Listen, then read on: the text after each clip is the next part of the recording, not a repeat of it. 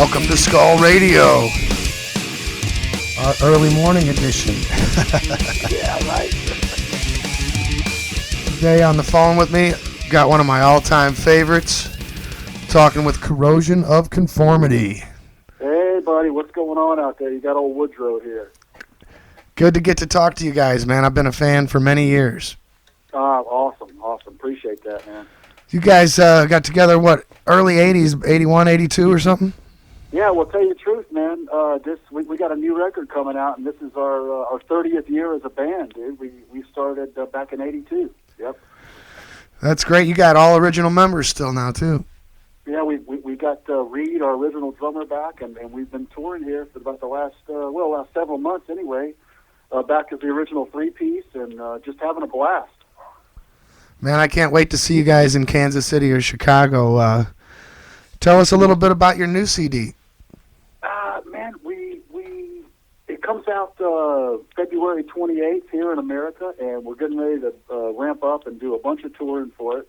But we wound up doing it out at Dave Grohl's place out in Los Angeles, and so of course it sounds great. I mean, he's got some of the most fantastic vintage gear out there and whatnot, but just had a blast making it, and it's kind of I don't know if it sort of takes a little leaning to the different periods of COC, you know, the early stuff, the little more stuff with a little more hardcore edge, and some of the later stuff that's, some of the more rock guys like or whatnot, and we just kind of mix it all up and turn it loose on the new record.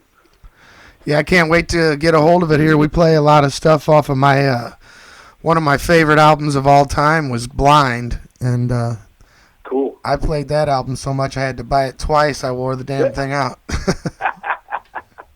Right. Voting with a bullet. We do a couple of those tracks live.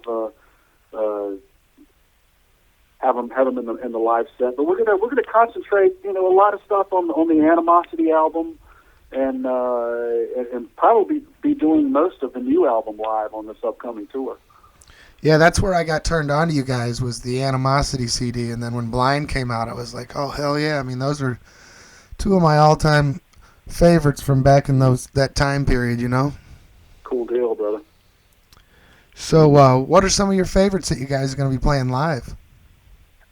Man, we do some of the classic stuff. You got your Lost for Words and your Mad World and your Consumed off the Animosity album, but man, the new record is, we're just so excited about, man. Everything from Psychic Vampire to the Doom, which is actually, people can go to like a Metal Hammer website now and check that. It's streaming on the Metal Hammer website, or go to coc.com and they can get, find all that stuff if they want to give a little listen to some of the new stuff. It's available there now.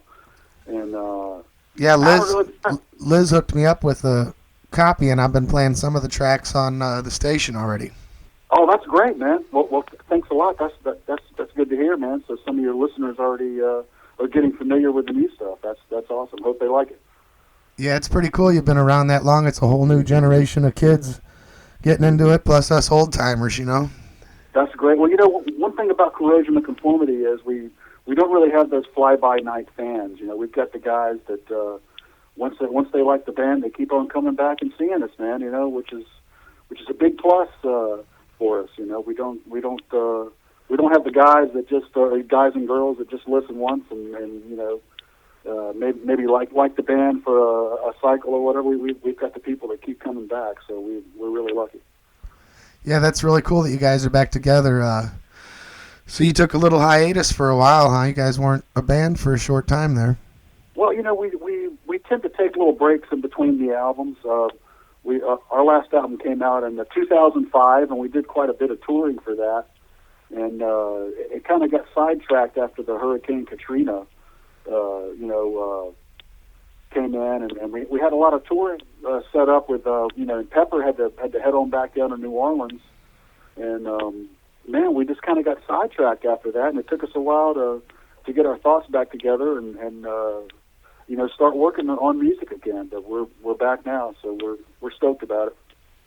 Cool. How did you guys hook up with Dave Grohl? Man, he's just an old friend. We've known him since way back in his D.C. days when he used to live up in Washington, D.C. in that area. And we've known him, for many, many years, since long before he was in the bands that he's famous for being in. And he and our drummer, Reed, have just maintained a pretty close friendship through the years. And they were talking on the phone a while back, and Reed mentioned, our drummer mentioned to Dave that we were working on a new record and getting ready to go record it. And Dave said, why don't you come out here to my place and do it? And we were like, okay. You can't argue with that. Yeah, so we packed the bags and jumped on a plane and headed to Los Angeles and made an album. So you guys played some shows with Clutch last month. We did. We closed out the new year with 5 or 6 dates with the Clutch guys there. And always a pleasure to play with our friends in Clutch, and we always have a blast. Those guys are fun to play shows with, and they get the crazy raucous crowds out there too. So we always enjoy when they ask us to come out and play with them like that. Yeah, we've had Neil on the station here twice. We had him on an on-camera interview when they were here in St. Louis, and then interviewed him again. Really nice guy, very intelligent. Yeah, he is, man. Yeah, they all are. They're all good kids, man. So what's all these years of touring and the crazy shit that's had to happen? What's one of your most memorable things that's like a funny or just something really cool that happened that you? Oh man, I tell you, man, I'm sure I've forgotten way more stuff than I remember. Maybe on purpose. Oh yeah. Man, it's almost like every day something crazy happens whenever you're on the road. There's always, something either good or bad. Something kind of bad happened the last time we were just over in Europe a few months ago, and our drummer Reed, who's prone to lose things every once in a while, we're at the airport getting on a plane to go to Dublin to play one show in Ireland, and then we'll go back to the continent of Europe. We're all at the airport. We're all getting on the plane, and he starts looking in his pockets. Where's my passport? Oh, no. No passport, no trip to Ireland, man. We had to cancel the show. So that was like one bad thing that we were all bummed about. But we wound up making up the show about a week and a half later, which was cool. He went to Vienna or somewhere and got him a temporary passport. But there's always a story, man. Every day is an adventure on the road. Sometimes it's good, sometimes it's not so good. Hell yeah, you guys have to write a book about it. Man, I tell you, it'd be a long one. So you guys are working with Candlelight Records now on this one? Yes, Candlelight is putting out a new record, and so far they've been doing a great job, man. No complaints about those guys. They seem to be really on top of it, and seem to be into the band, which is 50% of it right there. If they like the product that you hand them, that makes a big difference. So we're excited to be working with them. Cool. So you're going to be up on Chicago tour date on the 7th, and I know a lot of the kids from St. Louis area here drive to Chicago because it's only a few hours up. Great. So we'll be getting the word out for you on that, and then you're playing Kansas City, which I think is about a 2.5, 3 hour drive from here. And, okay. Well, yeah. Well, let your listeners know about that. I know that's coming up in March, and we've got a great package, man. Torch is going to be with us, Valiant Thor, some hometown guys from here in Raleigh, great band, and a Storm of Light. So it's a really good deal. Definitely worth the trip. See something like that. So hope some of your folks show up, man. Yeah, we just make a weekend out of it. I own a couple radio stations, so I'll turn this into an MP3 and play it over on Metal Assault too. And between the two, we're getting around 45,000 listeners a month. So we'll definitely get the word out for you. Well, that's great, man. We definitely appreciate it. And shit, I'm really excited I got to talk to you today, man. Are we gonna hear "Vote with a Bullet" on tour? You may hear some parts of things from that era. We like to give a nod to all that stuff, and we've even thrown a couple of older ones into the set this time. So,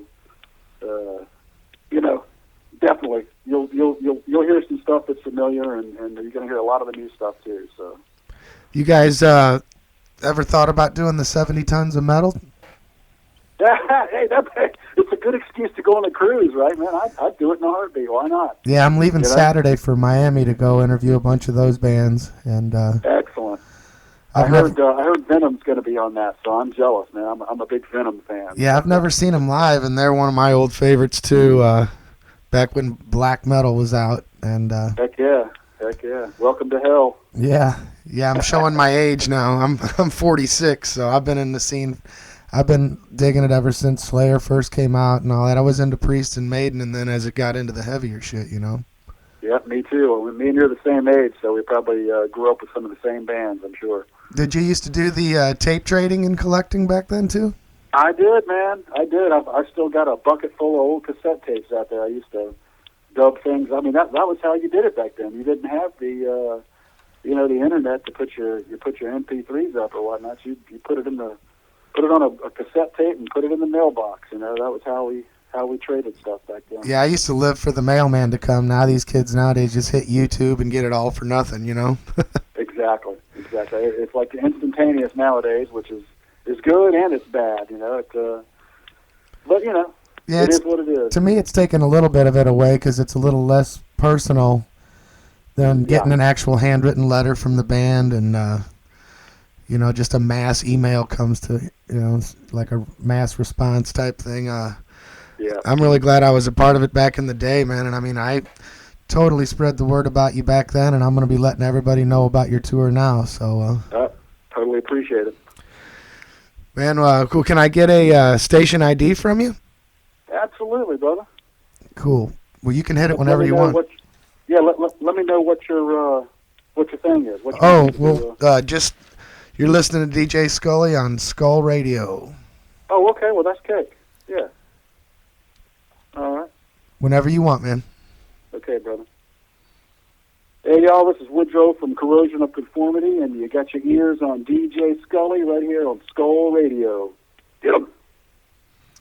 Thanks a million for your time today. I know you got a bunch of interviews planned, and we're looking forward to seeing you in Chicago. That's probably the one I will be hitting, so I'll let Liz know we're going, and maybe we can come back and have a beer with you. There you go, man. That sounds like a good plan. I'm always up for an adult beverage here and there, man.